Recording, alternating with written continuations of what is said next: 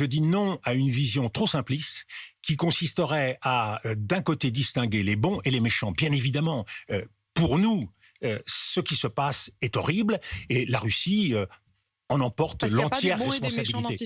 Eh bien justement, nous devons veiller à ce que, sur le plan géopolitique, tout le monde comprenne bien l'enjeu. Or, pour un certain nombre d'États autour de la planète, qu'il s'agisse des pays autoritaires, qu'il s'agisse des pays du Sud, le combat n'est pas entre les bons et les méchants, les valeurs du bien et les valeurs du mal. D'un côté, il y a les valeurs de la démocratie. De l'autre côté, il y a les valeurs des pays autoritaires, conservatrices, des valeurs traditionnalistes. C'est des valeurs, ça ?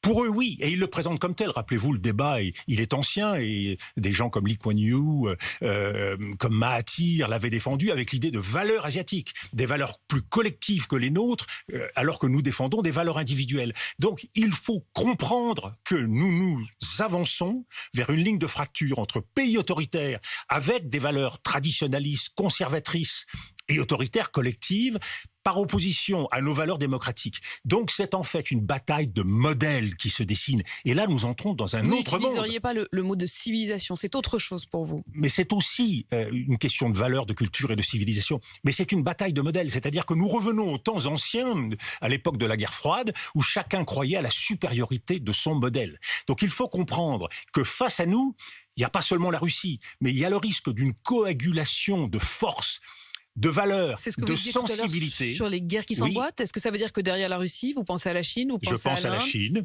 Je pense à des pays comme la Turquie, je pense à nombreux pays africains. Voyons les pays qui aujourd'hui s'abstiennent, le Sénégal, l'Afrique du Sud, ils sont légion en Afrique. C'est une nouvelle ligne de partage du monde. C'est une nouvelle ligne de partage du monde entre les autoritaires et les pays qui s'appuient sur la démocratie libérale. Nous devons veiller à ce que cela ne devienne pas le clivage d'organisation du monde. Pourquoi ? Ça conduirait à une partition économique. Ça conduirait à un changement complet d'organisation du monde. Et c'est pour cela que je crois que la bataille qu'il faut redessiner, parce que nous avons encore le pouvoir de placer les choses au bon endroit. C'est pas les autoritaires contre les démocraties. C'est ceux qui soutiennent l'usage de la force dans les relations internationales et dans la vie collective, et ceux qui, au contraire, s'appuient sur la règle de droit. Et là, les forces susceptibles de s'appuyer sur le droit et de nous comprendre dans les lignes rouges que nous plaçons vis-à-vis de la Russie sont beaucoup plus nombreuses. Un pays comme la Chine défend l'idée de souveraineté et d'intégrité territoriale. Les pays d'Afrique sont très attentifs et attachés à cette idée de respect de la souveraineté. C'est là-dessus qu'il faut réussir à les convaincre. Mais de bien rester sûr, c'est pour ça que je dis bien, c'est pas seulement une question.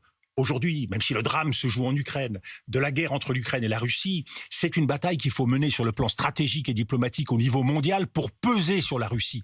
Donc il faut se servir de tous les outils économiques, et là il y a une pression à faire, et l'ensemble de la donne stratégique. On va y revenir aussi pour nos conséquences chez nous.